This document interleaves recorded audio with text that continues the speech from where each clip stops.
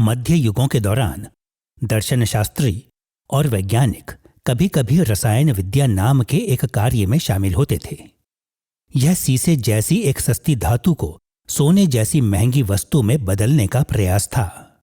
निसंदेह रसायन शास्त्री जानते थे कि शीशे को सोने जैसा दिखाया जा सकता था या फिर किसी वस्तु के साथ मिलाया जा सकता था जिससे कि वह सोने जैसा दिखे, परंतु वे यह भी जानते थे कि शीशे में सोने के सही गुण डालने के लिए उसके मूलभूत चरित्र को बदलने की जरूरत है। उससे वास्तव में सोना बनना पड़ेगा। लोगों के साथ भी ऐसा ही होता है। हमारे शब्द, हमारे विचार और कार्य हमारे मूलभूत चरित्र से संबंधित होते हैं। अतः जिस प्रकार शीशे में सोने के गुण नहीं हो सकते, वैसे ही भ्रष्ट चरित्र के लोग भले कार्य नहीं कर सकते। हमारे कार्य सदैव हमारे अस्तित्व को दर्शाते हैं। यह हमारी श्रृंखला बाइबल पर आधारित निर्णय लेने का 8वां अध्याय है और हमने इसका शीर्षक दिया है अस्तित्व संबंधी दृष्टिकोण, अच्छा होना। अच्छा होना के इस अध्याय में हम इस बात पर ध्यान देते हुए कि किस प्रकार भलाई अस्तित्व से संबंधित है एवं भलाई और हमारे अस्तित्व के बीच संबंध को देखते हुए अस्तित्व संबंधी दृष्टिकोण की हमारी खोज को आरंभ करेंगे। जैसा कि आप याद करेंगे कि इन अध्यायों में बाइबल पर आधारित निर्णय लेने का हमारा नमूना यह रहा है कि नैतिक निर्णय लेने में एक व्यक्ति किसी विशेष परिस्थिति के प्रति परमेश्वर के वचन को लागू करता है। हर नैतिक प्रश्न 3 मूलभूत पहलुओं पर बल देता है, अर्थात परमेश्वर का वचन, परिस्थिति और निर्णय लेने वाला व्यक्ति। नैतिक निर्णय के ये 3 पहलू उन 3 दृष्टिकोणों को दर्शाते हैं जो हमने इन सारे अध्यायों में नैतिक विषयों के प्रति लिए हैं। निर्देशात्मक दृष्टिकोण परमेश्वर के वचन पर बल देता है और ऐसे प्रश्न पूछता है, परमेश्वर के निर्देश हमारे कर्तव्यों के बारे में क्या दर्शाते हैं। परिस्थिति संबंधी दृष्टिकोण नैतिक शिक्षा में वास्तविकताओं, लक्ष्यों और साधनों पर ध्यान देता है कि कैसे हम उन लक्ष्यों तक पहुंच सकते हैं जो परमेश्वर को प्रसन्न करें। अस्तित्व संबंधी दृष्टिकोण मनुष्य पर केंद्रित होता है, अर्थात वे लोग जो नैतिक निर्णय लेते हैं। यह हमारे सामने ऐसे प्रश्न रखता है जैसे कि परमेश्वर को प्रसन्न करने के लिए हमें किस प्रकार से बदलना चाहिए और किस प्रकार के लोग उसे प्रसन्न करते हैं। यह वह अस्तित्व संबंधी दृष्टिकोण है जिसके बारे में हम इस श्रृंखला के अगले अध्यायों में बात करते रहेंगे। जैसा कि हमने पिछले अध्यायों में उल्लेख किया, अस्तित्व संबंधी शब्द को विभिन्न दार्शनिकों द्वारा विभिन्न रूपों में इस्तेमाल किया गया है, परंतु इन अध्यायों में हम इस शब्द का प्रयोग नैतिक प्रश्नों के मानवीय पहलुओं को दर्शाने में करेंगे। अतः अस्तित्व संबंधी दृष्टिकोण के शीर्षक तले हम हमारे चरित्र, हमारे स्वभाव, हम कैसे लोग हैं और हमें कैसे लोग बनना चाहिए जैसे विषयों पर ध्यान देंगे। खासकर इस अध्याय में हम इस बात पर चर्चा करेंगे कि एक व्यक्ति के लिए अच्छा या भला होने का अर्थ क्या है। हम सब जानते हैं कि कभी कभी बुरे से बुरे अपराधी भी ऐसे कार्य करते हैं जो अच्छे होते हैं, परंतु एक अच्छा व्यक्ति होना एक दूसरी बात है। अच्छा होना हमारी पहचानों, समर्पणों और उत्साहों से जुड़ा हुआ होता है, अर्थात वे बातें जिसे बाइबल व्यक्ति के हृदय के रूप में बताती है। अच्छा होना के इस अध्याय में हम बाइबलीय इतिहास के 3 मूलभूत चरणों के रूप में अस्तित्व और अच्छाई के बीच के संबंध को ढूंढेंगे।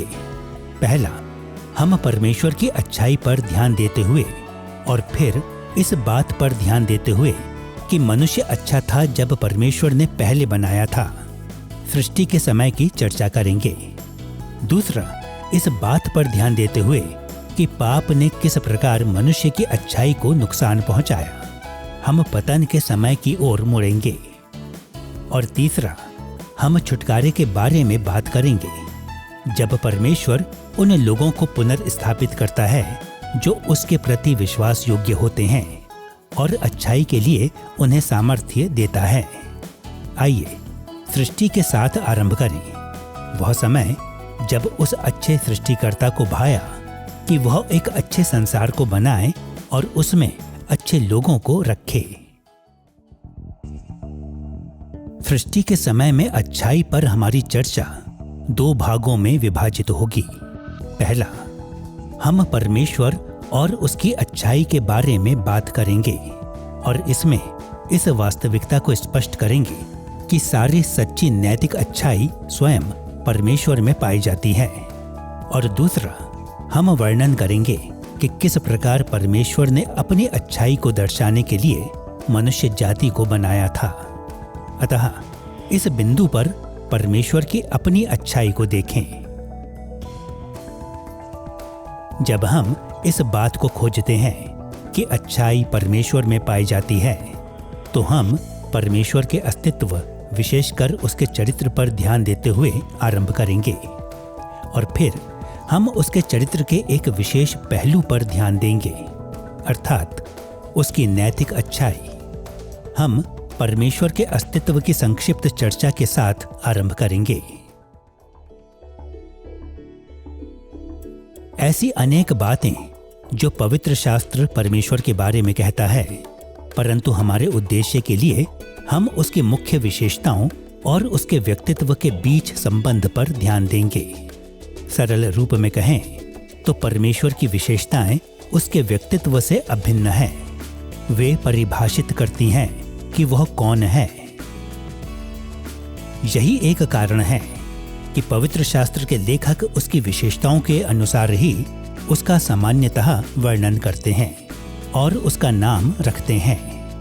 उदाहरण के तौर पर 2 कुरिन्थियों अध्याय 1 पद 3 में उसे करुणा का पिता और सब प्रकार की शांति का परमेश्वर कहा जाता है। वह यहेजकेल अध्याय 10 पद 5 में सर्वशक्तिमान परमेश्वर, मलाकी अध्याय 2 पद 17 में न्यायी परमेश्वर और इब्रानियों अध्याय 13 पद 20 में शांतिदाता परमेश्वर है। वह नीति वचन अध्याय 9 पद 10 में परम पवित्र और भजन संहिता अध्याय 24 पद 7 से 10 में प्रतापी राजा है। यह सूची और आगे बढ़ सकती थी, परंतु महत्वपूर्ण बात यह है, इस रूप में परमेश्वर की विशेषताओं को पहचानने से पवित्र शास्त्र के लेखक हमें परमेश्वर के बारे में एक व्यक्तित्व के रूप में सिखा रहे थे। वे उसके आधारभूत चरित्र का वर्णन कर रहे थे। उदाहरण के तौर पर जब दाऊद ने भजन 24 में यहोवा को प्रतापी राजा कहा, तो उसका अर्थ केवल यह नहीं था कि परमेश्वर में कुछ महिमा है और वह कभी कभी प्रतापी है, बल्कि इसका अर्थ था कि परमेश्वर की महिमा उसके चरित्र का महत्वपूर्ण पहलू था, जो उसके व्यक्तित्व से अभिन्न है और उसके अस्तित्व का मुख्य भाग है। जब हम परमेश्वर के चरित्र पर चर्चा करते हैं, तो यह याद रखना महत्वपूर्ण है कि परमेश्वर की सभी विशेषताएं अपरिवर्तनीय हैं, अर्थात वे कभी बदल नहीं सकती। उदाहरण के तौर पर परमेश्वर एक दिन पवित्र, किसी दूसरे दिन अपवित्र नहीं हो सकता। वह किसी एक समय सर्वशक्तिमान और सर्वज्ञानी होकर किसी दूसरे दिन अपनी सामर्थ्य और ज्ञान में सीमित नहीं हो सकता। पवित्र शास्त्र हमें यह कई स्थानों पर सिखाता है, जैसे भजन अध्याय 102 पद 25 से 27, मलाकी अध्याय 3 पद 6 और याकूब अध्याय 1 पद 17। परंतु समय की बचत के लिए आइए इनमें से एक ही देखें। याकूब अध्याय 1 पद 17 में याकूब के शब्दों को सुने।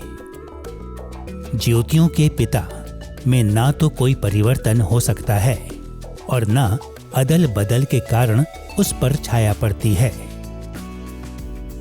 सृष्टि के समय हुए सारे परिवर्तनों और बदलावों के बावजूद हम आश्वस्त हो सकते हैं कि परमेश्वर जो है उससे बदलता नहीं है।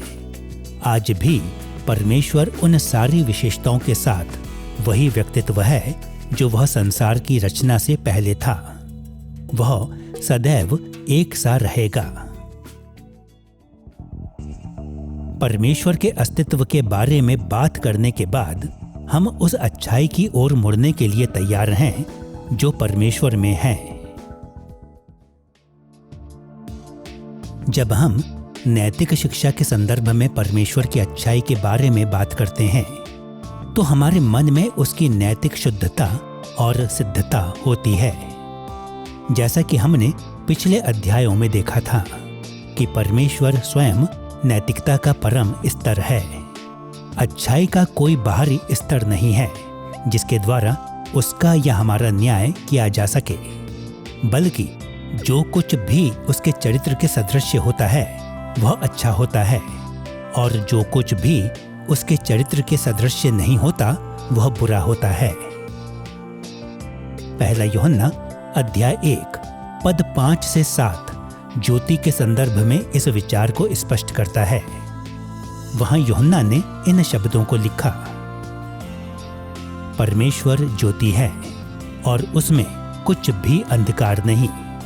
यदि हम कहें कि उसके साथ हमारी सहभागिता है और फिर अंधकार में चलें तो हम झूठे हैं और सत्य पर नहीं चलते। पर यदि जैसा वह ज्योति में है वैसे ही हम भी ज्योति में चलें तो एक दूसरे से सहभागिता रखते हैं, और उसके पुत्र यीशु का लहू हमें सब पापों से शुद्ध करता है। इस अनुच्छेद में ज्योति सत्य और नैतिक शुद्धता की उपमा है। वहीं अंधकार को पाप और झूठ के साथ जोड़ा जाता है। अतः क्योंकि परमेश्वर में अंधकार नहीं है, इसलिए वह अपने सारे अस्तित्व के हर पहलू में सिद्ध रूप से पाप से मुक्त है। दूसरे शब्दों में, अच्छाई परमेश्वर की एक मूलभूत विशेषता है। अब जब हम परमेश्वर के अस्तित्व के संबंध में उसकी अच्छाई के बारे में सोचते हैं तो यह एक बार फिर दृष्टिकोणों के रूप में सोचने में सहायता करता है। आपको याद होगा कि इस श्रृंखला में कई बार हमने दृष्टिकोणों के महत्व के बारे में बात की है। उदाहरण के तौर पर हमारे नमूने में 3 प्रकार के दृष्टिकोण पाए जाते हैं: निर्देशात्मक दृष्टिकोण, परिस्थिति संबंधी दृष्टिकोण और अस्तित्व संबंधी दृष्टिकोण। और प्रत्येक दृष्टिकोण हमें नैतिक शिक्षा को एक अलग नजरिए से दिखाता है। परमेश्वर की विशेषताओं के बारे में भी ऐसी ही बात लागू होती है, परंतु क्योंकि परमेश्वर में बहुत सारी विशेषताएं हैं, इसलिए उनके बारे में त्रिभुज की अपेक्षा रत्न के बारे में सोचना ज्यादा सहायक होता है। सरल रूप में कहें तो परमेश्वर की सभी विशेषताएं उसके संपूर्ण अस्तित्व का दृष्टिकोण है। परमेश्वर की प्रत्येक विशेषता दूसरी विशेषताओं पर निर्भर होती है और उनके द्वारा महत्वपूर्ण बनाई जाती है। उदाहरण के तौर पर परमेश्वर की केवल 3 विशेषताओं पर ध्यान दें: अधिकार, न्याय और अच्छाई। परमेश्वर का अधिकार अच्छा और न्यायी है, अर्थात यह अच्छा और न्यायी है कि परमेश्वर में यह अधिकार पाया जाता है और वह अच्छे एवं न्यायी रूपों में अपने अधिकार का उपयोग करता है। इसी प्रकार उसका न्याय आधिकारिक और अच्छा है। जब परमेश्वर न्याय करता है तो वह सदैव आधिकारिक और न्यायी होता है, और इसी प्रकार उसकी अच्छाई आधिकारिक और न्यायी है। उसकी अच्छाई न्याय को बढ़ाती है और उनको आशीषित करती है जो न्याय पसंद होते हैं, और यह ऐसे आधिकारिक स्तर को स्थापित करती है जिसके द्वारा सारी अच्छाई को जांचा जाता है। पारंपरिक रूप से धर्म वैज्ञानिकों ने परमेश्वर की सादगी के शीर्षक तले परमेश्वर की विशेषताओं के अंतर संबंध के बारे में बात की है। इस शब्द से धर्म वैज्ञानिकों का अर्थ था कि परमेश्वर भिन्न असंबंधित भागों का कोई संकलन नहीं है, बल्कि परम संपूर्णता का एक ही ये अस्तित्व है।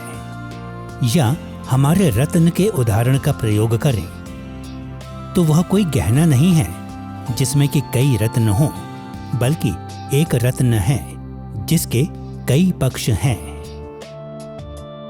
इस वास्तविकता को समझना महत्वपूर्ण है, क्योंकि इसका अर्थ है कि परमेश्वर के अस्तित्व में ऐसा कुछ भी नहीं है जो उसकी अच्छाई का विरोधी हो या हमारे लिए एक विरोधी स्तर दे।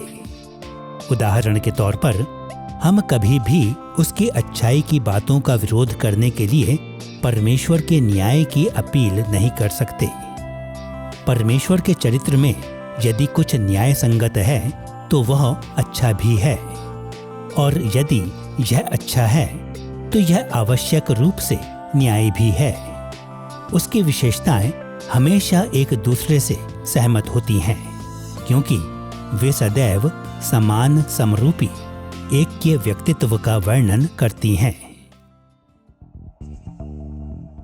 यह देखने के बाद कि सारी सच्ची नैतिक भलाई परमेश्वर के अस्तित्व पर आधारित है, अब हम इस वास्तविकता पर ध्यान देने के लिए तैयार हैं कि परमेश्वर ने मनुष्य को अच्छा बनाया था, अर्थात उसने अपनी व्यक्तिगत भलाई को प्रकट करने के लिए हमारी रचना की थी।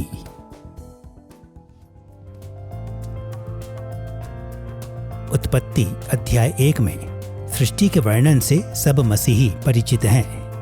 हम सब जानते हैं कि परमेश्वर ने स्वर्ग और पृथ्वी की रचना की और उसे आकार देने के लिए ढाला, और हम जानते हैं कि उसने उसमें निवासियों को भी रखा कि वह खाली ना रहे। और निसंदेह सृष्टि के सप्ताह की सबसे श्रेष्ठ कृति छठे दिन मनुष्य जाति की रचना थी। उत्पत्ति अध्याय 1 पद 27 और 28 को सुने, जहां मूसा ने इन शब्दों को लिखा। तब परमेश्वर ने मनुष्य को अपने स्वरूप के अनुसार उत्पन्न किया, और परमेश्वर ने उनको अर्थात मनुष्य जाति को आशीष दी और उनसे कहा, फूलो फलो और पृथ्वी में भर जाओ और उसको अपने वश में कर लो, और समुद्र की मछलियों तथा आकाश के पक्षियों और पृथ्वी पर रेंगने वाले सब जंतुओं पर अधिकार रखो। मनुष्य जाति की अच्छाई के बारे में हमारी चर्चा पढ़े गए इन पदों में पाए जाने वाले मनुष्य की सृष्टि के 3 वर्णनों पर ध्यान देगी। पहला, हम इस वास्तविकता पर ध्यान देंगे कि मनुष्य जाति को परमेश्वर के स्वरूप में बनाया गया, अर्थात परमेश्वर का दृष्टिगोचर प्रतिनिधित्व जो उसकी अच्छाई को दर्शाता हो। दूसरा, हम मनुष्य जाति पर परमेश्वर की आशीष के बारे में बात करेंगे। और तीसरा, हम उस सांस्कृतिक आदेश का उल्लेख करेंगे जो परमेश्वर ने मनुष्य जाति को दिया है। आइए सृष्टि के समय मनुष्य जाति द्वारा लिए गए परमेश्वर के स्वरूप के साथ आरंभ करें।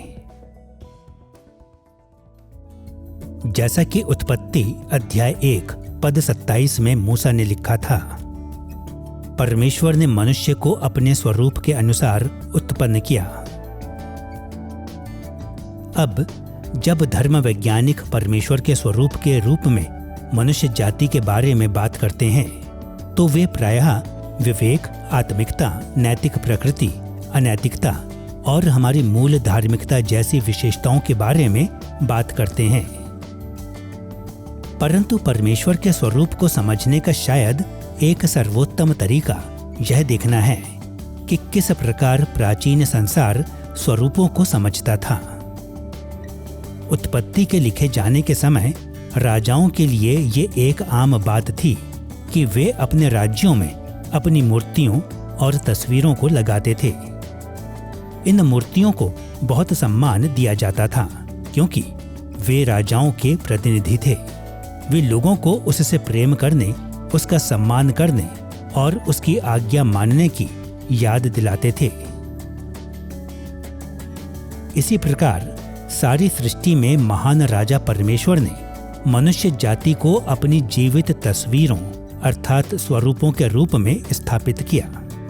अतः जब हम एक मनुष्य को देखते हैं तो हम उस स्वरूप को देखते हैं जो हमें परमेश्वर की याद दिलाता है, और जब हम गलत रूप से मनुष्यों का असम्मान करते हैं तो हम उस परमेश्वर का असम्मान करते हैं जिसका स्वरूप वे हैं। उदाहरण के लिए उत्पत्ति अध्याय 9 पद 6 पर ध्यान दें, जहां परमेश्वर ने यह निर्देश दिया, जो कोई मनुष्य का लहू बहाएगा उसका लहू मनुष्य ही से बहाया जाएगा, क्योंकि परमेश्वर ने मनुष्य को अपने ही स्वरूप के अनुसार बनाया है।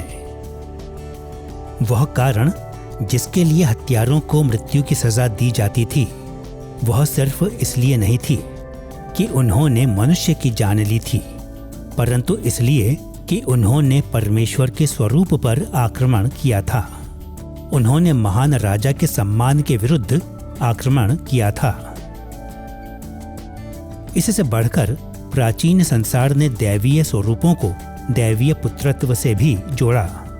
विशेष तौर पर प्राचीन राजाओं को देवताओं के स्वरूपों और देवताओं के पुत्रों के रूप में भी सोचा जाता था। अतः उत्पत्ति में जब परमेश्वर ने नर और नारी को अपने स्वरूप में बनाया तो उसने मनुष्य जाति को अपने शाही बच्चों के रूप में घोषित किया।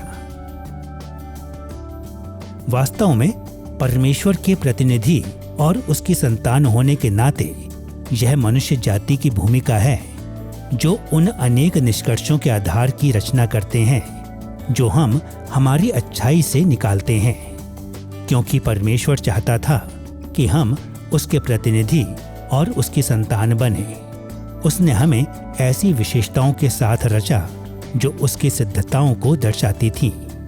निसंदेह मनुष्य जाति बिल्कुल परमेश्वर जैसी नहीं थी कि वह हर रूप में पूरी तरह से सिद्ध हो, परंतु हमें बिना त्रुटि और बिना पाप के बल्कि परमेश्वर के चरित्र के स्तर के समान रचा गया था। इस रूप में परमेश्वर ने मनुष्य जाति को हमारे अस्तित्व में हमारी अपनी अच्छाई की विशेषता के साथ स्थापित किया।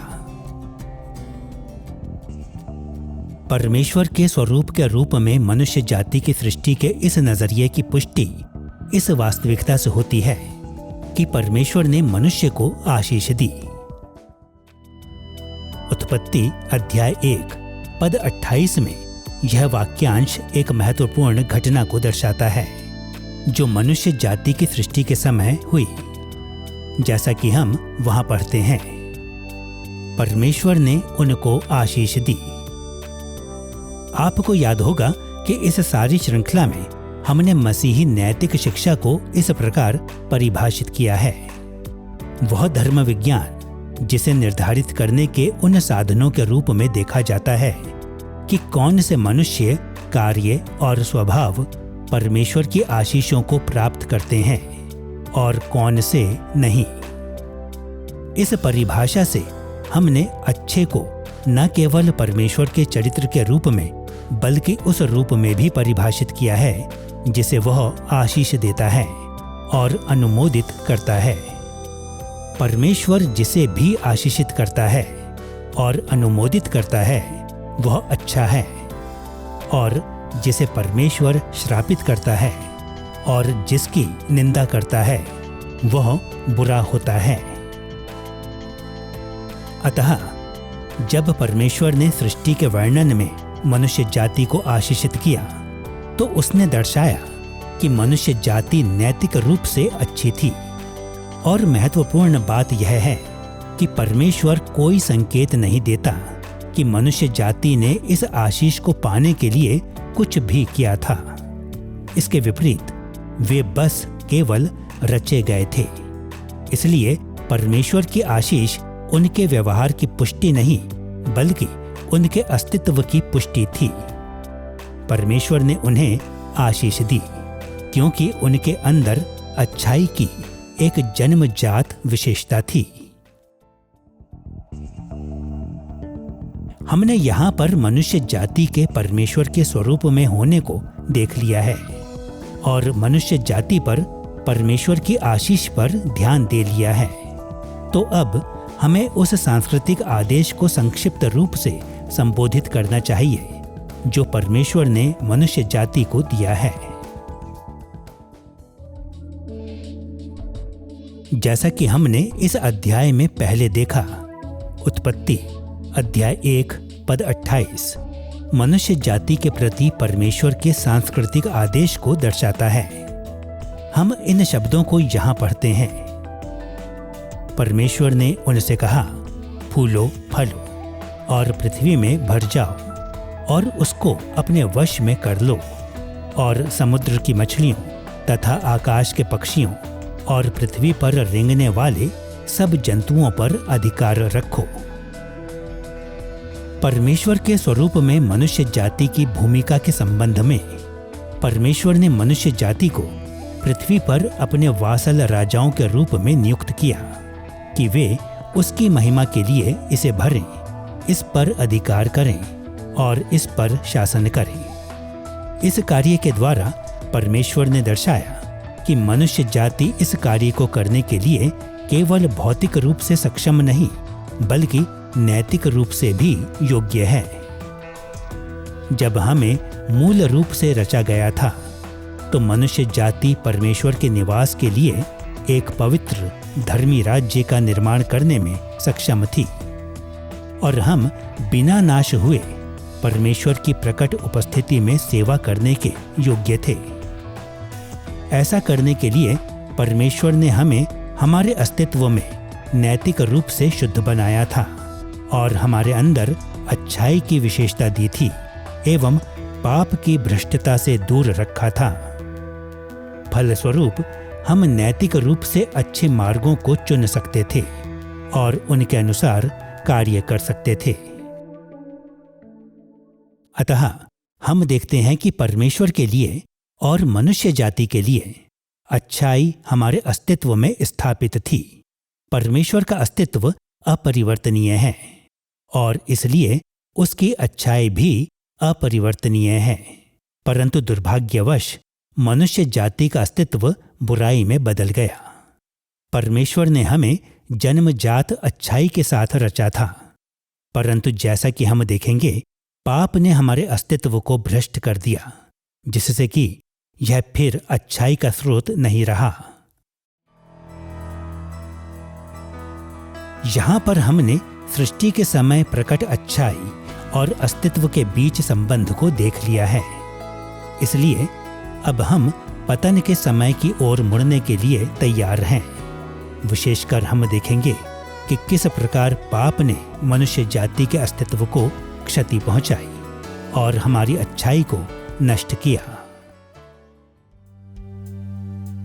हम सब मनुष्य जाति के पाप में पतन के बाइबल के वर्णन से परिचित हैं, जो कि उत्पत्ति अध्याय 3 में पाया जाता है। परमेश्वर ने आदम और हव्वा को बनाया और उन्हें अदन की वाटिका में रख दिया, और यद्यपि उसने उन्हें वाटिका में काफी आजादी दी थी, परंतु इसके साथ साथ विशेष निषेधाज्ञा भी दी थी। उन्हें भले और बुरे के ज्ञान के वृक्ष के फल को खाने की अनुमति नहीं थी, परंतु निसंदेह सांप ने हव्वा को वह फल खाने का लालच दिया और उसने वह फल खा लिया। तब उसने थोड़ा सा फल आदम को भी दिया और उसने भी खा लिया, और फलस्वरूप उनका पाप में पतन हो गया। परमेश्वर ने आदम और हव्वा को भयंकर परिणामों के साथ श्राप दिया, जो न केवल उन पर लागू हुए बल्कि उस सारी मनुष्य जाति पर भी लागू हुए जो उनके द्वारा आनी थी। हम मनुष्य जाति के पाप में पतन के 3 परिणामों की चर्चा करेंगे। पहला, हम हमारे स्वभाव की भ्रष्टता के बारे में बात करेंगे। दूसरा, हम देखेंगे कि पतन के कारण हमारी इच्छा पाप की गुलाम हो गई, जिससे कि हमने नैतिक रूप से अच्छी बातों को चुनने और करने की योग्यता को खो दिया। और तीसरा, हम उन रूपों की चर्चा करेंगे जिसमें पतन ने हमारे ज्ञान को प्रभावित किया, जिससे कि हम नैतिक अच्छाई को पूरी तरह से पहचानने में अक्षम हो गए।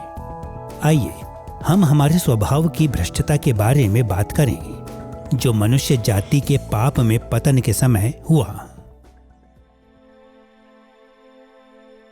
जब हम मनुष्यों के स्वभाव के बारे में बात करते हैं तो हमारे मन में हमारा मूलभूत चरित्र अर्थात हमारे अस्तित्व के मुख्य पहलू होते हैं।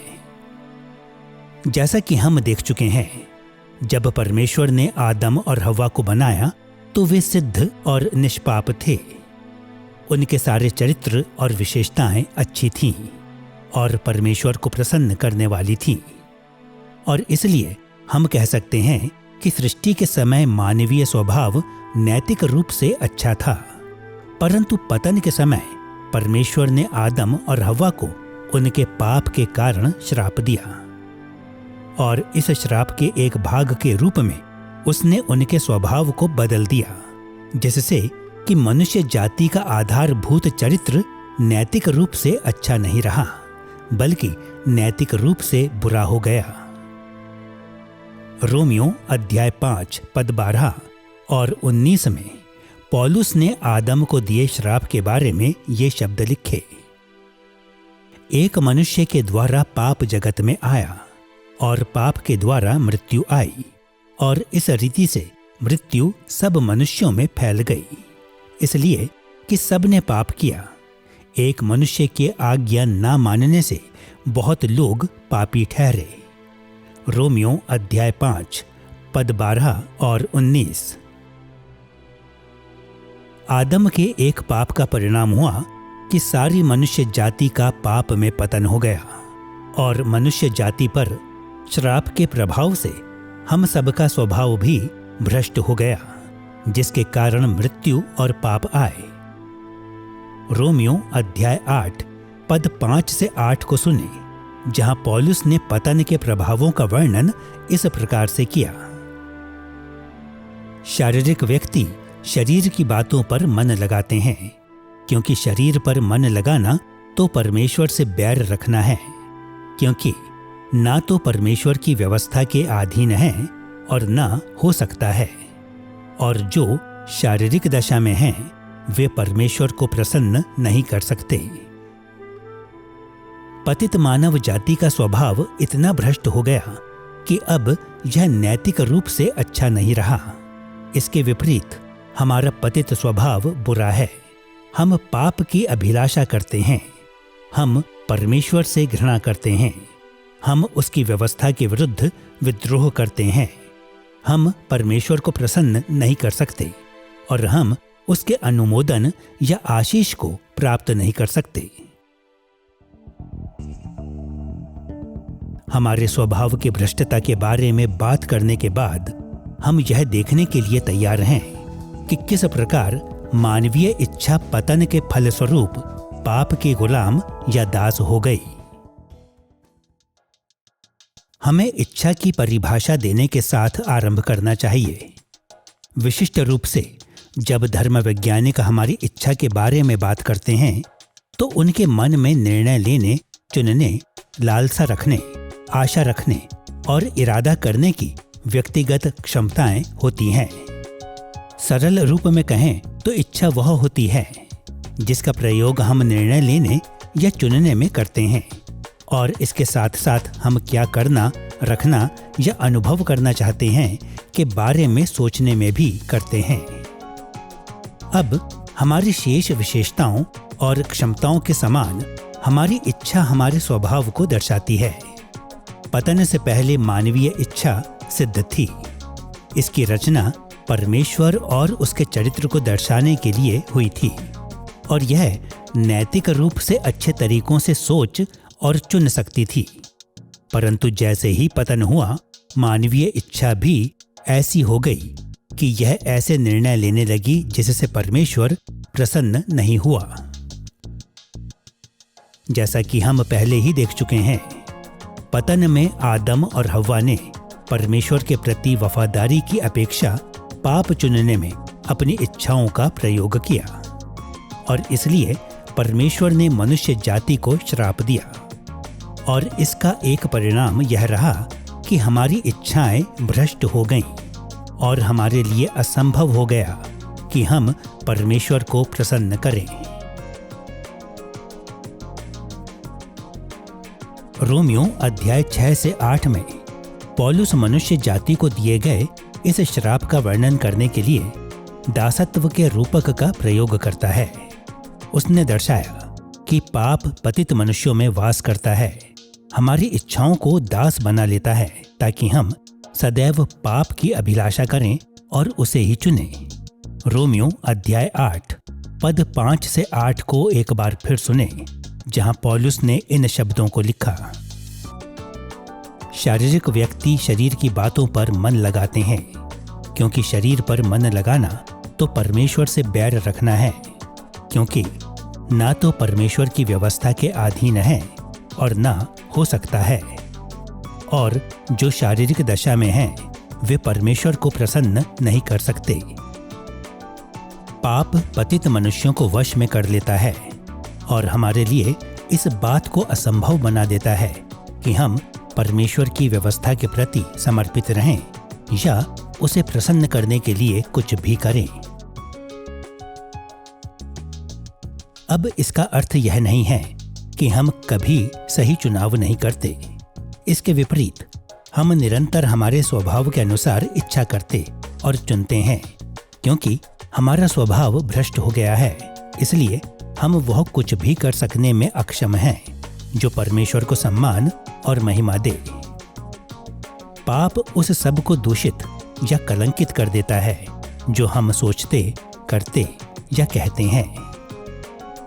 अब पहली नजर में पतित मनुष्य का यह मूल्यांकन शायद अतिशयोक्ति महसूस होता हो। आखिरकार पापमय लोग ऐसे कार्य करते हैं जो निश्चित रूप से अच्छे प्रतीत हों। एक भाव में इस बात का इनकार करना मूर्खता होगी, परंतु हमें सदैव इस सतह के बाहर देखने में सावधान रहना चाहिए ताकि हम उन बातों को समझ सकें जो पतित और छुटकारा नहीं पाए हुए लोग करते हैं। आप याद करेंगे कि इस श्रृंखला में पहले भी हम इस जटिल विषय को स्पष्ट करने के लिए विश्वास के वेस्टमिंस्टर अंगीकरण अध्याय 16 अनुच्छेद 7 की ओर मुड़े थे। सुनिए एक बार फिर से कि यह क्या कहता है।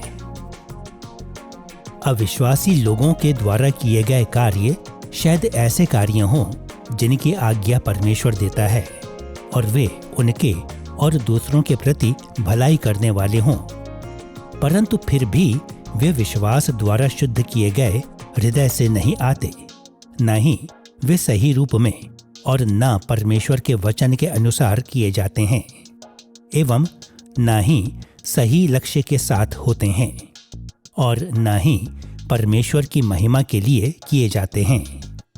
अतः वे पापमय होते हैं और परमेश्वर को प्रसन्न नहीं कर सकते और न ही मनुष्य को परमेश्वर का अनुग्रह दिला सकते हैं। ये शब्द बहुत अच्छी तरह से पुनः जन्म ना पाए अर्थात मसीह के द्वारा छुटकारा नहीं पाए हुए लोगों की नैतिक अवस्था के बारे में बाइबल की शिक्षाओं को सारगर्भित करते हैं। और जैसे कि अंगीकरण कहता है, एक ऐसा भाव है जिनमें पुनः जन्म ना पाए हुए लोग परमेश्वर की आज्ञाओं को मानते हैं, और एक ऐसा भाव भी है जिनमें वे अच्छे कार्य भी करते हैं। यीशु ने यही सिद्धांत मत्ती अध्याय 7 पद 9 से 11 में सिखाया था, जहां उसने इन शब्दों को कहा था, तुम में से ऐसा कौन मनुष्य है कि यदि उसका पुत्र उससे रोटी मांगे तो वह उसे पत्थर दे, वह मछली मांगे तो उसे सांप दे। सो जब तुम बुरे होकर अपने बच्चों को अच्छी वस्तुएं देना जानते हो, तो तुम्हारा स्वर्गीय पिता अपने मांगने वालों को अच्छी वस्तुएं क्यों ना देगा।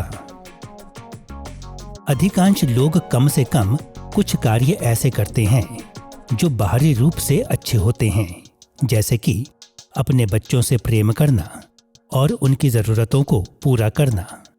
अतः एक ऐसा सतही भाव भी है जिसमें अविश्वासी ऐसे व्यवहारों को दर्शाते हैं जिन्हें परमेश्वर आशीष देता है। फिर भी वेस्टमिंस्टर अंगीकरण सही रूप में एक और भाव को दर्शाता है, जिनमें ये कार्य वास्तव में पापमय होते हैं और परमेश्वर को प्रसन्न नहीं कर सकते। और उसका कारण यह है कि ये कार्य धर्मी होने की कुछ ही आवश्यकताओं को पूरा करते हैं। अंगीकरण यह दर्शाते हुए पवित्र शास्त्र की शिक्षाओं को सारगर्भित करता है कि हमारे कार्यों को वास्तव में अच्छा होने के लिए 5 परखों से होकर जाना जरूरी है। पहला, वे ऐसे कार्य होने चाहिए जिनकी आज्ञाएं परमेश्वर देता है। दूसरा, वे अपने और दूसरों के लिए अच्छे इस्तेमाल के होने चाहिए। तीसरा, ये एक ऐसे हृदय से आने चाहिए जो विश्वास से शुद्ध किया गया हो। चौथा, वे सही रूप में किए जाने चाहिए। और 5वां, वे एक सही लक्ष्य अर्थात परमेश्वर की महिमा के साथ किए जाने चाहिए। यह दृष्टिकोण नैतिक शास्त्र के उस दृष्टिकोण के अनुसार ही है जो हमने इस पूरी श्रृंखला में अपनाया है। पहला, यह वास्तविकता की अच्छे कार्य वे होते हैं जिनकी आज्ञा परमेश्वर देता है और जो निर्देशात्मक दृष्टिकोण के समानांतर हैं, जिनमें सारे कार्यों का निर्णय परमेश्वर के चरित्र के स्तर के अनुसार किया जाता है, जैसा कि उसके वचन में दर्शाया जाता है। दूसरा, अच्छे प्रयोग, सही लक्ष्य और सही तरीके पर दिया गया बल परिस्थिति संबंधी दृष्टिकोण की वास्तविकताओं, लक्ष्यों और साधनों को सारगर्भित करता है।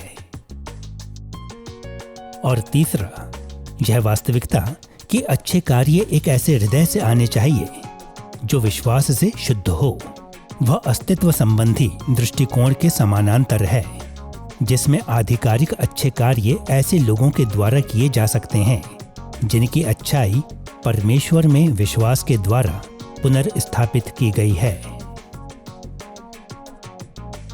दुर्भाग्यवश पतित मनुष्य जाति होने के कारण हमारे अस्तित्व भ्रष्ट हैं, जिससे हमारे अंदर स्वाभाविक रूप से वे हृदय नहीं हैं जो विश्वास से शुद्ध हों, और हमारी इच्छा सही लक्ष्य वाली बातों की अभिलाषा या कोशिश नहीं करती, और हम परमेश्वर की व्यवस्था के प्रति समर्पित होने से इनकार कर देते हैं। अतः जब पुनः जन्म ना पाए हुए लोग भी अच्छे चुनाव कर सकते हैं जो सतही रूप से अच्छे दिखते हों, परंतु वे चुनाव वास्तव में अच्छे नहीं होते।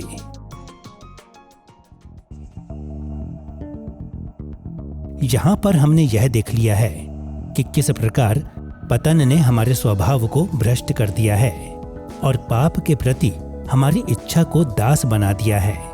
इसलिए अब हम हमारे ज्ञान के बारे में बात करने के लिए तैयार हैं, जिसमें हम विशेष रूप से इस बात पर ध्यान देंगे कि पतन ने परमेश्वर के स्तर को समझने में हमारी योग्यता को किस प्रकार हानि पहुंचाई है। पतन हमारे नैतिक ज्ञान को प्राप्त करने की योग्यता को हानि पहुंचा सकता है। शायद इस बारे में बात करना हम में से कुछ को अजीब प्रतीत होता हो। आखिरकार अविश्वासी बाइबल को उठाकर इसकी आज्ञाओं को समझ सकते हैं, और पवित्र शास्त्र स्वयं पुष्टि करता है कि अविश्वासी भी परमेश्वर के बारे में बहुत सी सच्ची बातें जानते हैं। परंतु जब हम पवित्र शास्त्र को और अधिक गहराई से देखते हैं तो हम पाते हैं कि यद्यपि पतित और छुटकारा ना पाए हुए मनुष्य कुछ सच्चे ज्ञान को रखते हैं, परंतु पतन ने उन्हें परमेश्वर की आज्ञाओं के उचित ज्ञान को प्राप्त करने से रोक दिया है। नैतिक ज्ञान पर पतन के प्रभाव की हमारी चर्चा 3 भागों में विभाजित होगी। पहला, हम यह बात करेंगे कि किस प्रकार पाप प्रकाशन की ओर मनुष्य जाति की पहुंच को बाधित करता है। दूसरा, हम यह उल्लेख करेंगे कि किस प्रकार पाप प्रकाशन के बारे में मनुष्य की समझ को बाधित करता है। और तीसरा, हम प्रकाशन के प्रति मनुष्य जाति की आज्ञाकारिता पर पाप के प्रभाव की जांच करेंगे। आइए हम इस बात से आरंभ करें कि किस प्रकार प्रकाशन के प्रति मनुष्य जाति की पहुंच पतन से बाधित हुई है।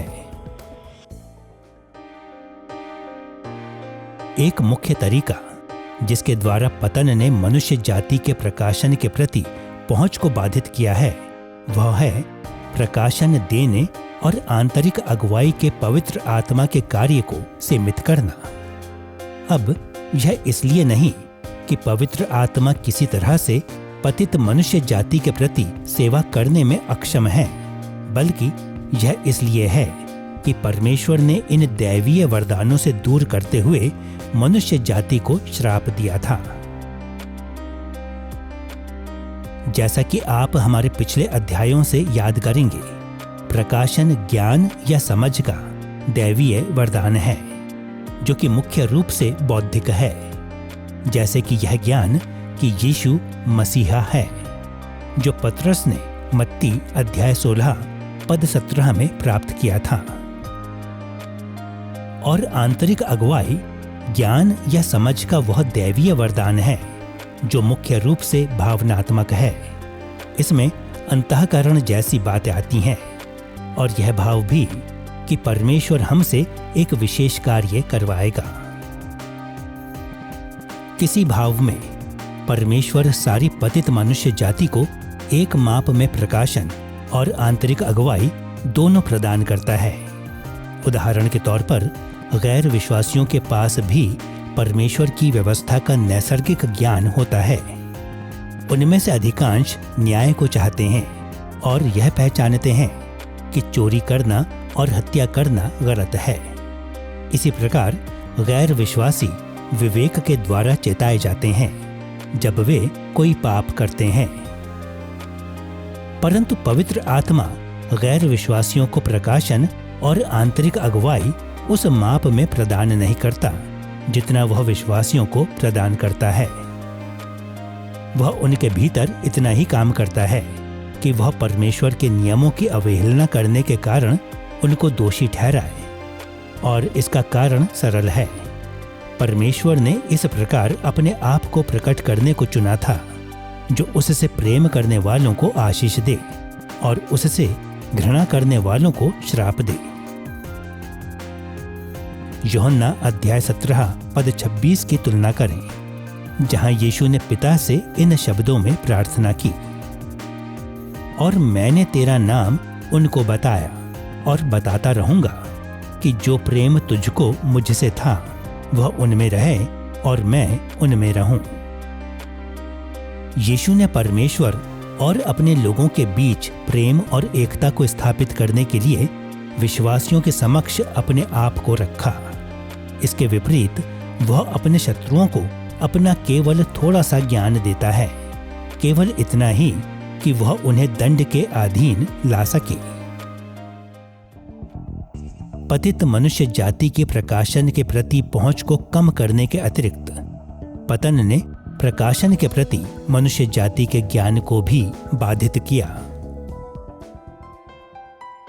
पाप में मनुष्य जाति के पतन ने परमेश्वर के प्रकाशन के प्रति हमारी समझने की योग्यता को कम कर दिया है। यद्यपि पतित मनुष्य प्रकाशन को काफी हद तक समझ सकते हैं, परंतु हमें उन अनेक बातों की कमी है जो उसे समझने के लिए जरूरी है। हमारे पास अब भी परमेश्वर के प्रकाशन की मूल शिक्षाओं को समझने की योग्यता है, परंतु नैतिक समझ मात्र बौद्धिक समझ से अधिक बातों पर निर्भर होती है। इसमें संपूर्ण व्यक्तित्व शामिल होता है। हमारे नैतिक निर्णय वास्तविकताओं के अलग थलग मूल्यांकन नहीं हैं, बल्कि अनेक गैर बौद्धिक कारण हमारे नैतिक मूल्यांकनों को प्रभावित करते हैं, जैसे हमारी भावनाएं, विवेक, अंतःकरण, वफादारी, अभिलाषाएं, डर, असफलताएं, परमेश्वर का स्वाभाविक तिरस्कार एवं और भी बहुत कुछ। मत्ती अध्याय 13 पद 13 से 15 में यीशु ने इस समस्या का उल्लेख किया जब उसने दृष्टांतों के अपने इस्तेमाल को स्पष्ट किया था। वे देखते हुए नहीं देखते, और सुनते हुए नहीं सुनते और नहीं समझते, और उनके विषय में यशायाह की यह भविष्यवाणी पूरी होती है कि तुम कानों से तो सुनोगे पर समझोगे नहीं, और आंखों से तो देखोगे पर तुम्हें ना सूझेगा, क्योंकि इन लोगों का मन मोटा हो गया है और वे कानों से ऊंचा सुनते हैं और उन्होंने अपनी आंखें मूंद ली हैं। मत्ती अध्याय 13 पद 13 से 15। पतित मनुष्यों के पास परमेश्वर के प्रकाशन को प्राप्त करने के लिए आंखें और कान होते हैं, परंतु हमारे हृदय परमेश्वर और उसके सत्य के विरुद्ध कठोर हो जाते हैं, और यह प्रायः हमें उस प्रकाशन को समझने से रोक देता है जो हम प्राप्त करते हैं। इफिसियों अध्याय 4 पद 17 से 18 में पौलुस ने इस प्रकार इस समस्या के बारे में बात की। जैसे अन्य जातीय लोग अपने मन की अनर्थ रीति पर चलते हैं, तुम अब से फिर ऐसे ना चलो, क्योंकि उनकी बुद्धि अंधेरी हो गई है, और यह उस अज्ञानता के कारण जो उनमें है और उनके मन की कठोरता के कारण है। पतन में हुई मनुष्य जाति की भ्रष्टता का परिणाम यह हुआ कि हमारे हृदय कठोर हो गए, और यह कठोरता हमें परमेश्वर के प्रकाशन को उचित रूप से समझने से रोकती है। कई रूपों में हमारा तर्क और हमारी बुद्धि वैसे ही कार्य करते हैं जैसे उन्हें करना चाहिए, और यह एक कारण है कि परमेश्वर अपने प्रकाशन को समझने के लिए हमें जिम्मेदार ठहराता है, परंतु पतन ने हमें भ्रष्ट कर दिया है, जिससे कि हम परमेश्वर का विरोध करते हैं और उसके सत्य को नहीं मानते। अतः परमेश्वर से सच्चे ज्ञान को स्वीकार करने की अपेक्षा हम अपने आप को उन झूठी बातों में लगा देते हैं जो हमारा पापी हृदय सोचता है। यह देखने के बाद कि पतित मनुष्य जाति की प्रकाशन के प्रति पहुंच सीमित है और प्रकाशन की समझ भी धुंधली है, अब हमें यह देखने की ओर मुड़ना चाहिए कि प्रकाशन के प्रति हमारी आज्ञाकारिता भी पतन के कारण भ्रष्ट हो गई है। अब आज्ञाकारिता को ज्ञान के एक पहलू के रूप में सोचना शायद अजीब प्रतीत हो। आखिरकार हम सामान्यतः सोचते हैं कि प्रकाशन हमें ज्ञान प्रदान करता है, और हम आज्ञाकारिता को एक अलग कदम के रूप में सोचते हैं जो ज्ञान के बाद आता है। और एक भाव भी है जिसमें यह ठीक भी है, परंतु एक अलग भाव यह भी है जिसमें ज्ञान और आज्ञाकारिता मूल रूप से एक ही चीज है, और इस भाव में पतन परमेश्वर की आज्ञा मानने की हमारी योग्यता को नाश करने के द्वारा परमेश्वर के प्रति हमारे ज्ञान को बाधित करता है। इस बात को समझने के लिए कि किस प्रकार परमेश्वर की आज्ञा मानने की हमारी योग्यता उसके स्तर के हमारे ज्ञान को बाधित करती है, हम ज्ञान और आज्ञाकारिता के बीच के संबंध के केवल 2 पहलुओं पर ध्यान देंगे।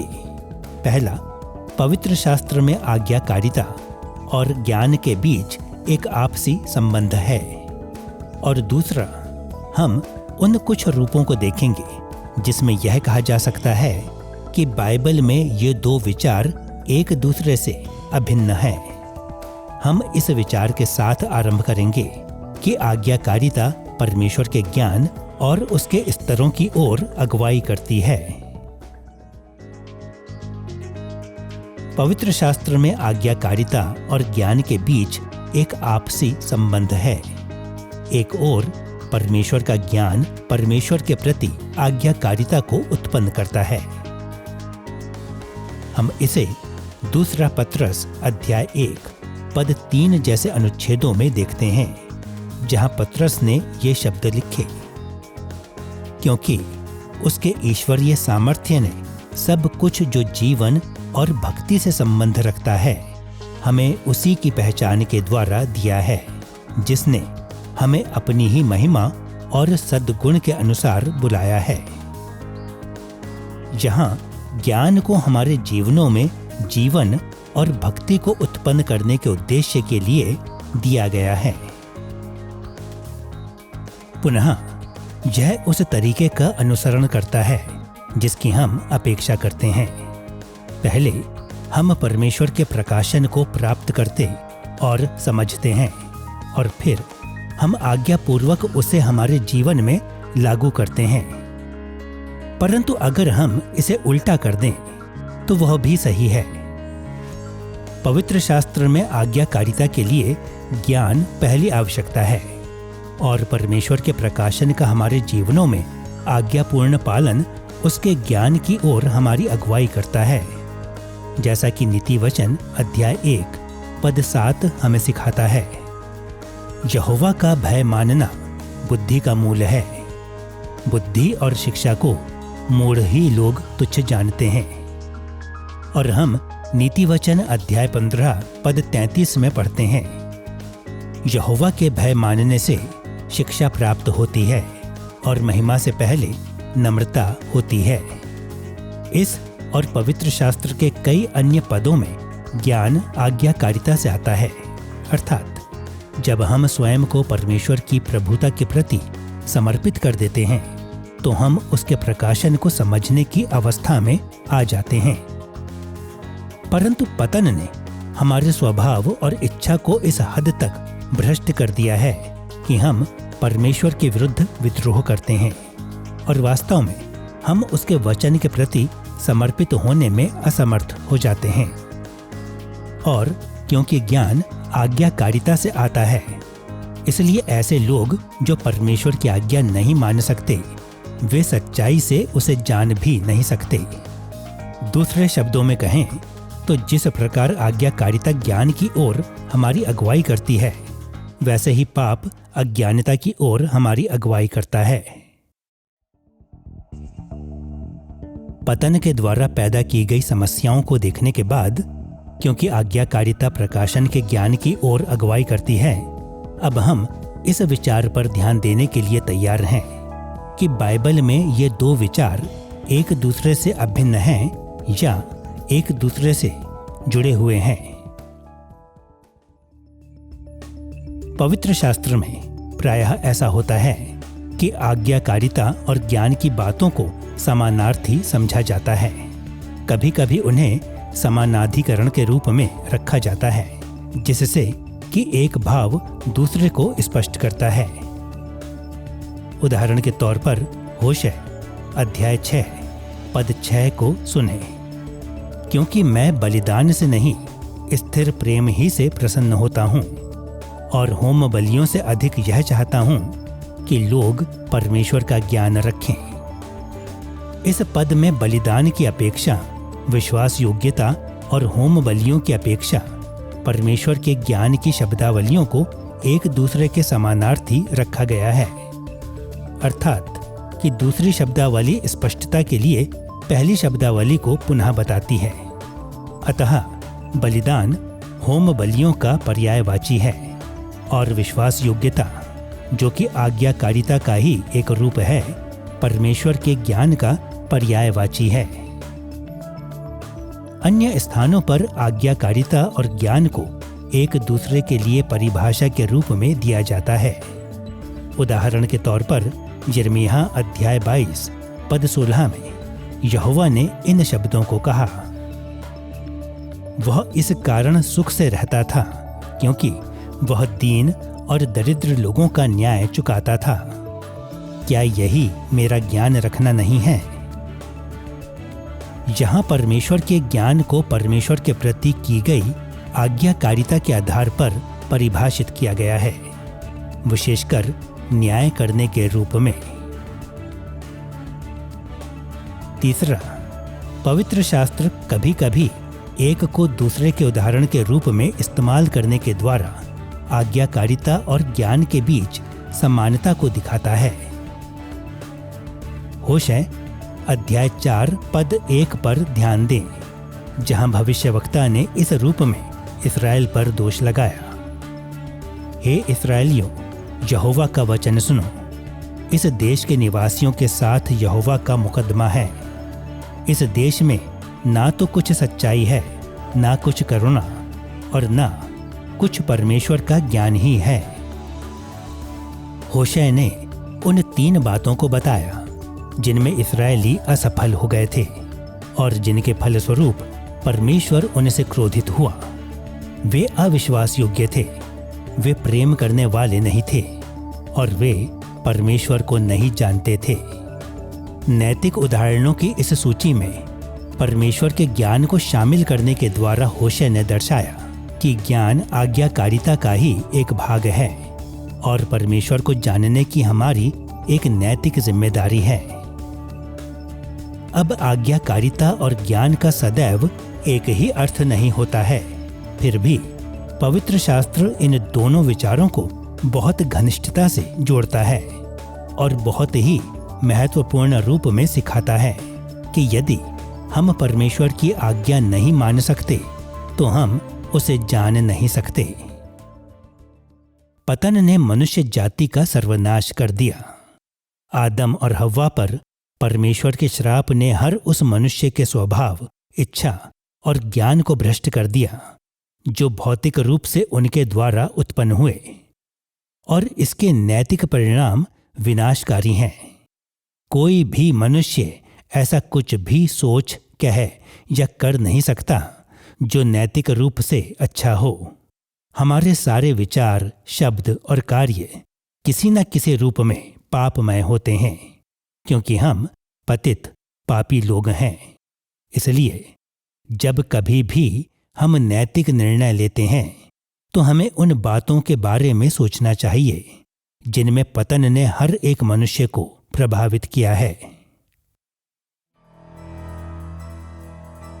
सृष्टि और पतन के समय के दौरान अच्छाई और अस्तित्व के विषय पर चर्चा करने के बाद हम छुटकारे के समय को देखने के लिए तैयार हैं, अर्थात एक ऐसा समय जब परमेश्वर उन लोगों को पुनर्स्थापित करता है जो उद्धार के लिए उस पर भरोसा रखते हैं और उनको अच्छाई के लिए सामर्थ्य देता है।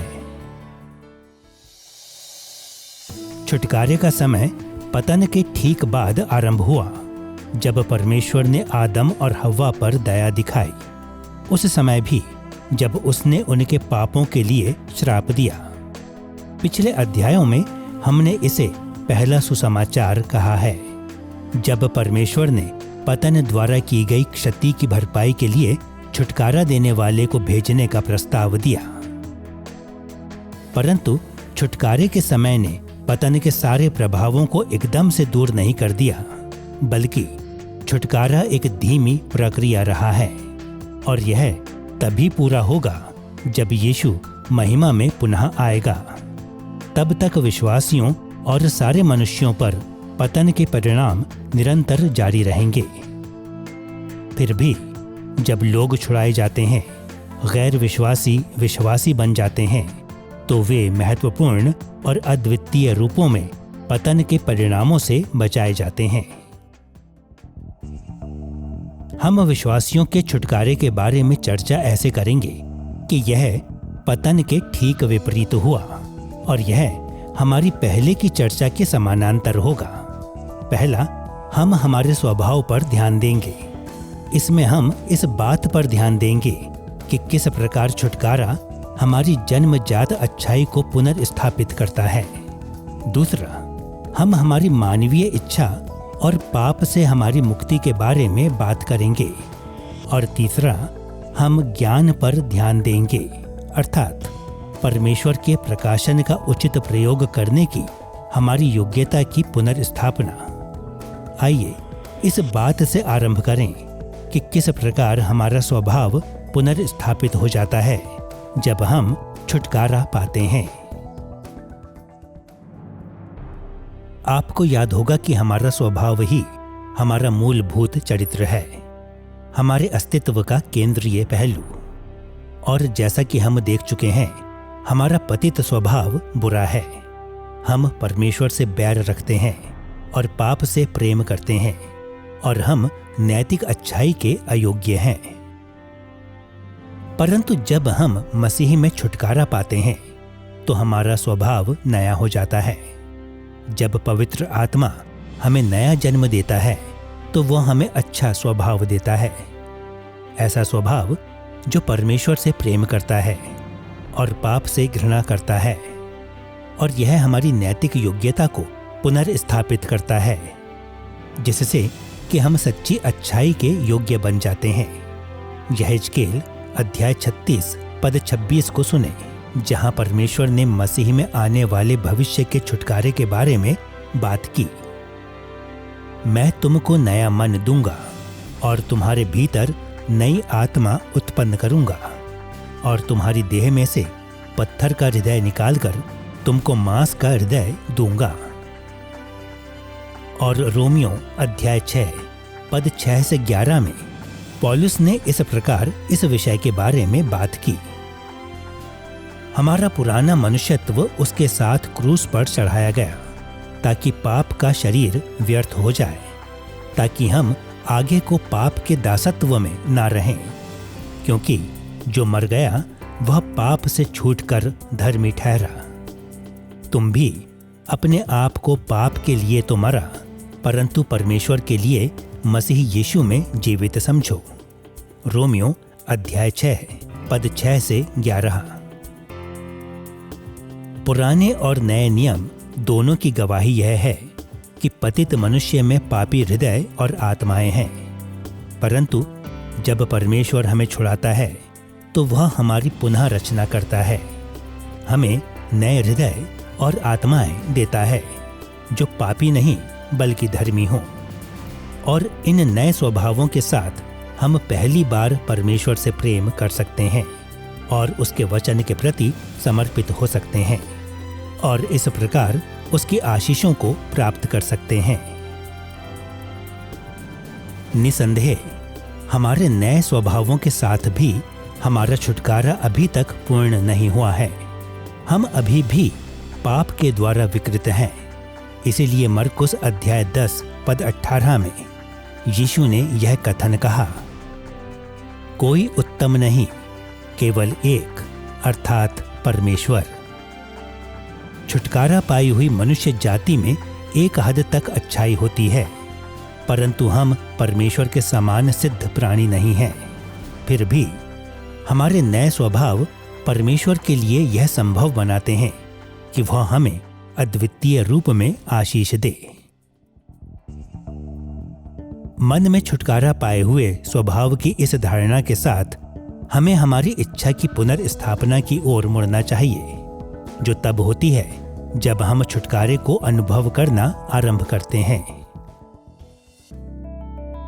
हमारी इच्छा हमारी व्यक्तिगत क्षमता है, जो निर्णय लेने, चुनने, अभिलाषा करने, आशा करने और इरादा करने की क्षमता रखती है। जैसा कि हम देख चुके हैं, पाप में पतन ने हमारे लिए असंभव कर दिया कि हम शुद्ध और धर्मी रूपों में हमारी इच्छाओं का प्रयोग करें। पौलुस ने इस भ्रष्टता का वर्णन गुलामी या दासत्व के रूप में किया और यह सिखाया कि हमारी पतित और छुटकारा ना पाई हुई इच्छाएं उस पाप के गुलाम हैं जो हमारे भीतर वास करता है। पाप के प्रति इस गुलामी के कारण हमारे अंदर ऐसे चुनावों को करने की योग्यता नहीं है जिससे परमेश्वर प्रसन्न हो, और हमारे अंदर उसको प्रसन्न करने की कोई अभिलाषा भी नहीं है। परंतु जब हम मसीह में विश्वास में आते हैं तो पाप का हमारी इच्छा पर अधिकार टूट जाता है और इसलिए हमें पाप की अभिलाषा करने या इसे चुनने के लिए मजबूर नहीं किया जाता। इससे बढ़कर पवित्र आत्मा हमारे अंदर वास करने लगता है और हमारी इच्छाओं को सामर्थी बनाता है और परमेश्वर से प्रेम करने और उसकी आज्ञा मानने के लिए प्रेरित करता है। यहेजकेल अध्याय 36 पद 27 में यहोवा ने छुटकारे के इस पहलू के बारे में बात की, जहां उसने छुटकारे के साथ इस आशीष को भी प्रदान किया। और मैं अपना आत्मा तुम्हारे भीतर देकर ऐसा करूंगा कि तुम मेरी विधियों पर चलोगे और मेरे नियमों को मानकर उसके अनुसार करोगे। और जैसा कि पौलुस ने फिलिप्पियों अध्याय 2 पद 12 से 13 में लिखा, डरते और कांपते हुए अपने अपने उद्धार का कार्य पूरा करते जाओ, क्योंकि परमेश्वर ही है जिसने अपनी सुइच्छा निमित्त तुम्हारे मन में इच्छा और काम दोनों बातों के करने का प्रभाव डाला है। अब हमें यह याद रखना है कि हमारी इच्छा के न हो जाने से हमारे जीवन की पाप की समस्या पूरी तरह से हल नहीं होती। पाप फिर भी हमारे अंदर बना रहता है, इसलिए हमें निरंतर इसके विरुद्ध लड़ते रहना जरूरी है। परंतु फर्क यह है, हम अब पाप के गुलाम नहीं रहते और इसकी बातें मानने को मजबूर नहीं होते, परंतु फिर भी पाप का विरोध करना बहुत कठिन हो सकता है। पौलुस ने रोमियो अध्याय 7 पद 21 से 23 में इस संघर्ष का वर्णन किया, जहां उसने मसीही जीवन के बारे में इन शब्दों को लिखा, जब मैं भलाई करने की इच्छा करता हूं तो बुराई मेरे पास आती है, क्योंकि मैं भीतरी मनुष्यत्व से तो परमेश्वर की व्यवस्था से बहुत प्रसन्न रहता हूं, परंतु मुझे अपने अंगों में दूसरे प्रकार की व्यवस्था दिखाई पड़ती है, जो मेरी बुद्धि की व्यवस्था से लड़ती है और मुझे पाप की व्यवस्था के बंधन में डालती है, जो मेरे अंगों में है। हम इस प्रकार से मानवीय इच्छा पर बाइबल की शिक्षा को सारगर्भित कर सकते हैं। सृष्टि के समय हमारी इच्छा पाप करने और पाप का विरोध करने दोनों में सक्षम थी, परंतु मनुष्य जाति का पाप में पतन हुआ तो हमने पाप का विरोध करने की हमारी योग्यता को खो दिया। इसके साथ साथ पाप एक स्वामी के रूप में हमारे अंदर वास करने आया और हमारी इच्छा को गुलाम बना लिया। छुटकारे में हमारी इच्छाएं पुनर्स्थापित हो जाती हैं और पाप का स्वामित्व टूट जाता है, जिससे हम एक बार फिर पाप का विरोध करने में सक्षम हो जाते हैं और पवित्र आत्मा हमारे अंदर वास करता है ताकि हमें पाप के विरुद्ध सामर्थ्य दे और हमें प्रेरित करे। दुर्भाग्यवश छुटकारे के इस वर्तमान चरण में पाप अभी भी हमारे अंदर वास करता है और हमारे अंदर पाप के प्रभाव और पवित्र आत्मा के प्रभाव के बीच संघर्ष चलता रहता है। परंतु जब यीशु हमारे छुटकारे को पूरा करने के लिए वापस आएगा तो हम पाप के हमारे अंदर निवास से पूरी तरह से मुक्त हो जाएंगे और केवल पवित्र आत्मा के द्वारा प्रभावित होंगे, जिससे कि हम कभी पाप को फिर से ना चुनें। हमारे स्वभाव और इच्छा पर ध्यान देने के बाद हम छुटकारे के समय हमारे ज्ञान की पुनर्स्थापना के बारे में बात करने के लिए तैयार हैं। पहले की तरह ज्ञान के बारे में हमारी चर्चा 3 भागों में विभाजित होगी। पहला, प्रकाशन के प्रति हमारी पहुंच। दूसरा, प्रकाशन के बारे में हमारी समझ। और तीसरा, प्रकाशन के बारे में हमारी आज्ञाकारिता। आइए इस बात से आरंभ करें कि छुटकारे के समय प्रकाशन के प्रति हमारी पहुंच कैसे पुनर्स्थापित होती है। जैसा कि आपको याद होगा, पतन पवित्र आत्मा से प्राप्त होने वाले उस प्रकाशन की ओर मनुष्य जाति की पहुंच को पूरी तरह से रोक देता है, जो कि ज्ञान या समझ का एक दैवीय वरदान है, जो कि मुख्य रूप से बौद्धिक है। हमने यह भी देखा था कि पतन पवित्र आत्मा से मिलने वाली उस आंतरिक अगुवाई के प्रति पहुंच को भी रोक देता है, जो ज्ञान या समझ का दैवीय वरदान है, जो कि मुख्य रूप से भावनात्मक है। परंतु छुटकारे में हमारे पास पवित्र आत्मा की सेवाओं के प्रति और अधिक पहुंच मिल जाती है, बल्कि हमें दोषी ठहराने के लिए पर्याप्त प्रकाशन देने की अपेक्षा आत्मा सुसमाचार के सत्य के प्रति और ऐसी कई अन्य बातों के प्रति हमें बोध कराता है, जो हमारे उद्धार का भाग हैं। वह हमारे विवेक को परमेश्वर के चरित्र के बारे में संवेदनात्मक बनाता है और हमें भक्तिपूर्ण अंतर्बोध देता है। उदाहरण के तौर पर पहला यूहन्ना अध्याय 2 पद 27 में यूहन्ना के शब्दों को सुने। पवित्र जन का अभिषेक तुम्हें सब बातें सिखाता है। और इफिसियों अध्याय 1 पद 17 में पौलुस ने प्रकाशन और आंतरिक अगुवाई के बारे में इस तरह से कहा, हमारे प्रभु यीशु मसीह का परमेश्वर जो महिमा का पिता है तुम्हें अपनी पहचान में ज्ञान और प्रकाश का आत्मा दे। प्रकाशन के प्रति हमारी पहुंच के अतिरिक्त छुटकारा प्रकाशन के प्रति हमारी समझ को भी पुनर्स्थापित करता है, और वह भी पवित्र आत्मा की सेवा के द्वारा।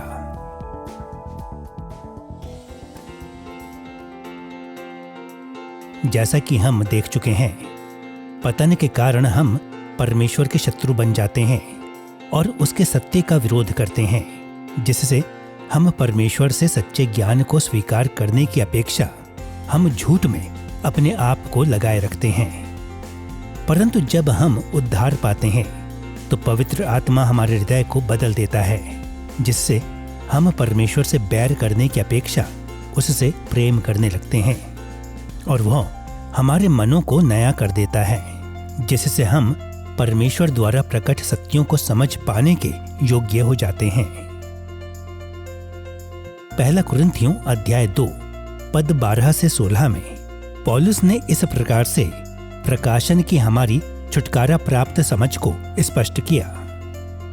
हमने वह आत्मा पाया है जो परमेश्वर की ओर से है, कि हम उन बातों को जाने जो परमेश्वर ने हमें दी हैं। शारीरिक मनुष्य परमेश्वर के आत्मा की बातें ग्रहण नहीं करता, क्योंकि वे उसकी दृष्टि में मूर्खता की बातें हैं और न वह उन्हें जान सकता है। परंतु हम में मसीह का मन है। हमारे भीतर परमेश्वर के आत्मा के निवास के बिना हम परमेश्वर के सत्य को नहीं समझ पाएंगे। परमेश्वर के विरुद्ध हमारा विद्रोह हमारे विवेक को धुंधला कर देता है और हम परमेश्वर के चरित्र और कार्यों के बारे में सब प्रकार की भ्रांतियों पर विश्वास कर लेते हैं। परंतु पवित्र आत्मा हमारे हृदयों और मनों की रखवाली करता है और हमें धोखा देने की पाप की शक्ति को नाश करता है एवं प्रकाशन को समझने में हमें सामर्थ्य देता है। कुलिस्सियों अध्याय 1 पद 9 में पौलुस के शब्दों को सुने। जिस दिन से यह सुना है, हम भी तुम्हारे लिए यह प्रार्थना करने और विनती करने से नहीं चूकते कि तुम सारे आत्मिक ज्ञान और समझ सहित परमेश्वर की इच्छा की पहचान में परिपूर्ण हो जाओ। पौलुस जानता था कि किसी भी विश्वासी में परमेश्वर के प्रकाशन की सिद्ध समझ नहीं है, इसलिए उसने कुलुस्से के विश्वासियों के लिए और अधिक समझ को प्राप्त करने हेतु निरंतर प्रार्थना की, और उनके समान हमें भी पवित्र आत्मा की निरंतर सेवा की जरूरत है, ताकि हमारी अपनी समझ बढ़ सके। अब तक हम देख चुके हैं कि छुटकारा प्रकाशन की ओर हमें पहुंचाने और प्रकाशन की एक उचित समझ को प्राप्त करने में सहायता करने के द्वारा हमारे ज्ञान को पुनर्स्थापित करता है। इस समय हम यह बात करने के लिए तैयार हैं कि छुटकारा किस प्रकार प्रकाशन के प्रति आज्ञाकारिता को बढ़ाने के द्वारा हमारे ज्ञान को पुनर्स्थापित करता है। इस अध्याय में पहले हमने 2 रूपों में आज्ञाकारिता और ज्ञान के बीच के संबंध का वर्णन किया है। पहला, पवित्र शास्त्र में आज्ञाकारिता और ज्ञान के बीच एक आपसी संबंध है, और दूसरा, बाइबल में ये 2 विचार एक दूसरे से अभिन्न हैं। और हमारी चर्चा कि किस प्रकार छुटकारा प्रकाशन के प्रति आज्ञाकारिता को बढ़ाता है, इसी तरीके का अनुसरण करेगी। पहला, हम इस वास्तविकता के बारे में बात करेंगे कि छुटकारे और आज्ञाकारिता के बीच एक आपसी रिश्ता है, और दूसरा, हम उन कुछ रूपों के बारे में बात करेंगे जिनमें यह कहा जा सकता है कि बाइबल में ये 2 विचार एक दूसरे से अभिन्न है। छुटकारा आज्ञाकारिता है। हम इस वास्तविकता के साथ आरंभ करेंगे कि छुटकारा आज्ञाकारिता की ओर अगुवाई करता है। पवित्र शास्त्र इसे स्पष्ट करता है कि छुटकारे की एक मुख्य विशेषता वह आज्ञाकारिता है जो यह विश्वासियों के जीवन में उत्पन्न करता है। पवित्र आत्मा की अगुवाई और हमारे अंदर वास करने वाली सामर्थ्य से विश्वासी संसार के बाकी लोगों से अलग व्यवहार करते हैं। पतित मनुष्य जाति परमेश्वर से बैर रखती है और उसकी आज्ञा नहीं मान सकती, परंतु छुटकारा पाई हुई मनुष्य जाति परमेश्वर से प्रेम करती है और उसकी आज्ञा भी मानती है। प्रेरित यूहन्ना ने इस विचार के बारे में बार बार लिखा है, जैसे कि पहला यूहन्ना अध्याय 2 पद 3 से 6। वहां उसके शब्दों को सुने, हम उसकी आज्ञाओं को मानेंगे तो इससे हम जान लेंगे कि हम उसे जान गए हैं। जो कोई यह कहता है कि मैं उसे जान गया हूं और उसकी आज्ञाओं को नहीं मानता, वह झूठा है और उसमें सत्य नहीं। पर जो कोई उसके वचन पर चले, उसमें सचमुच परमेश्वर का प्रेम सिद्ध हुआ है। हमें इसी से मालूम होता है कि हम उसमें हैं। सो कोई यह कहता है कि मैं उसमें बना रहता हूं, उसे चाहिए कि आप भी वैसा ही चले जैसा वह चलता था। पहला यूहन्ना अध्याय 2 पद 3 से 6। पवित्र शास्त्र आत्मा के इस कार्य के बारे में प्रायः आत्मा के फल के रूप में बात करता है। उदाहरण के तौर पर मत्ती अध्याय 3 में यूहन्ना बपतिस्मा दाता ने कहा कि उसके चेले पश्चाताप करने से फल उत्पन्न करते हैं, और गलातियों अध्याय 5 में पौलुस ने गैर विश्वासियों के जीवन में पाप द्वारा उत्पन्न होने वाली बुरी बातों के विपरीत विश्वासियों के जीवन में पवित्र आत्मा द्वारा उत्पन्न अच्छी बातों को दर्शाया। गलातियों अध्याय 5 पद 22 और 23 में पौलुस के शब्दों को सुने, पर आत्मा का फल प्रेम, आनंद, शांति, धीरज और कृपा, भलाई, विश्वास, नम्रता और संयम है। उसकी हमारे अंदर निवास करने वाली और छुटकारा देने वाली उपस्थिति के जरिए पवित्र आत्मा हमारे जीवन में धार्मिकता के फल को उत्पन्न करता है। वह कई रूपों में परमेश्वर की आज्ञा मानने में हमारी अगुवाई करता है ताकि हम नैतिक और आत्मिक गुणों को प्रकट करें। इस बात को देखने के बाद कि छुटकारा आज्ञाकारिता की ओर हमारी अगुवाई करता है, अब हमें इस वास्तविकता की ओर मुड़ना चाहिए कि ये दोनों विचार एक दूसरे से अभिन्न हैं।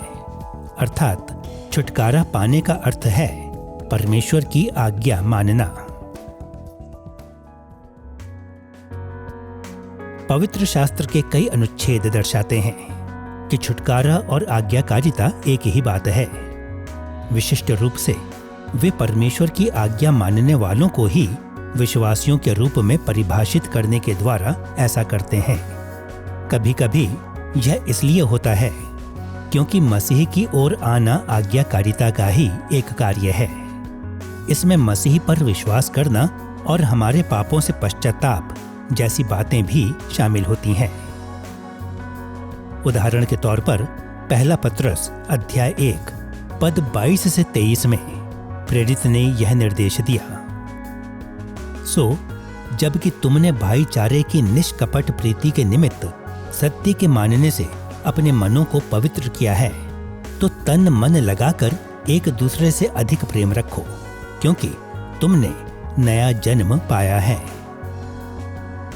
पत्रस ने यहाँ नया जन्म मसीह में आने के रूप में कहा और उसने इस मसीह में आने के परिवर्तन को सत्य के प्रति आज्ञाकारिता के रूप में पहचाना। अन्य स्थानों पर छुटकारे को आज्ञाकारिता के साथ जोड़ा जाता है, क्योंकि छुटकारा पाए हुए लोग कई भिन्न भिन्न रूपों में परमेश्वर के प्रति आज्ञाकारी होते हैं। हम उससे प्रेम करते हैं, इसलिए उसकी आज्ञाओं को मानते हैं, जैसा कि इब्रानियों अध्याय 5 पद 9 कहता है। यीशु अपने सब आज्ञा मानने वालों के लिए सदा काल के लिए उद्धार का कारण हो गया। इस संदर्भ में इब्रानियों का लेखक स्वर्ग में यीशु के निरंतर चल रहे याजकीय कार्य के बारे में कह रहा था, जिसमें वह हमारे लिए अपनी लगातार मध्यस्थता की प्रार्थना के द्वारा हमारे उद्धार को बनाए रखता है। यह कार्य वह उन सब के लिए करता है जिनके जीवन उसके प्रति आज्ञाकारिता से भरे हों और उन सब के लिए भी पवित्र आत्मा पर विश्वास करते हों एवं जिनके अंदर पवित्र आत्मा का वास हो। जब हम छुटकारे और आज्ञाकारिता के बीच संबंध पर ध्यान देते हैं तो यह बात हम अपने मन में रखना चाहते हैं। छुटकारा परमेश्वर के प्रति हमारी आज्ञाकारिता को उत्पन्न करता है और परमेश्वर के प्रति आज्ञाकारिता परमेश्वर और उसके कार्य करने के तरीकों का ज्ञान उत्पन्न करती है। एक बार फिर याद करें कि पतन ने हमारे ज्ञान को आंशिक रूप से भ्रष्ट कर दिया था, जिससे हमारे लिए परमेश्वर की आज्ञा मानना असंभव हो गया था। उसी प्रकार छुटकारा हमारी आज्ञाकारिता को पुनर्स्थापित करने के द्वारा पतन के श्राप को उलट देता है, जिसके द्वारा परमेश्वर का ज्ञान उत्पन्न होता है। इस प्रकाश में कि छुटकारा परमेश्वर के प्रति हमारे ज्ञान को पुनर्स्थापित करता है, इससे हमें चकित नहीं होना चाहिए कि पवित्र शास्त्र प्रायः छुटकारे को परमेश्वर के प्रति ज्ञान के आधार पर सारगर्भित करता है।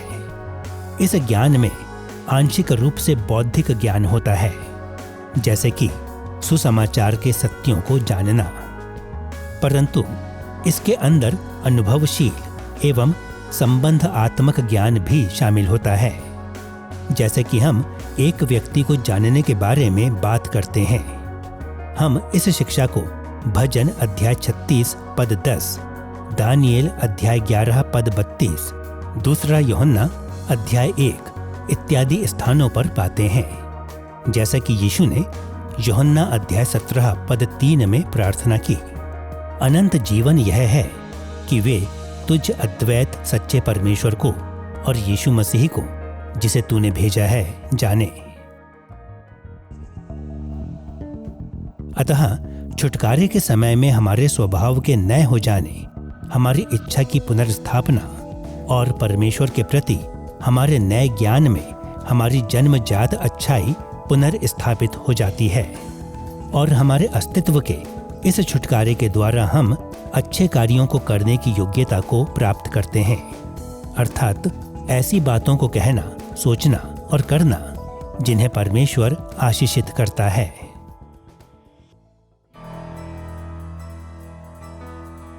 इस अध्याय में हमने अच्छाई और अस्तित्व के बीच संबंध की जांच करने के द्वारा अस्तित्व संबंधी दृष्टिकोण को जांचना आरंभ किया था। हमने अच्छाई को ऐतिहासिक रूप में देखा, जिसमें हमने सृष्टि के समय से आरंभ किया और देखा कि अच्छाई परमेश्वर के अस्तित्व में जुड़ी हुई है और मनुष्य को भी जन्म से ही अच्छे अस्तित्व के साथ रचा गया था।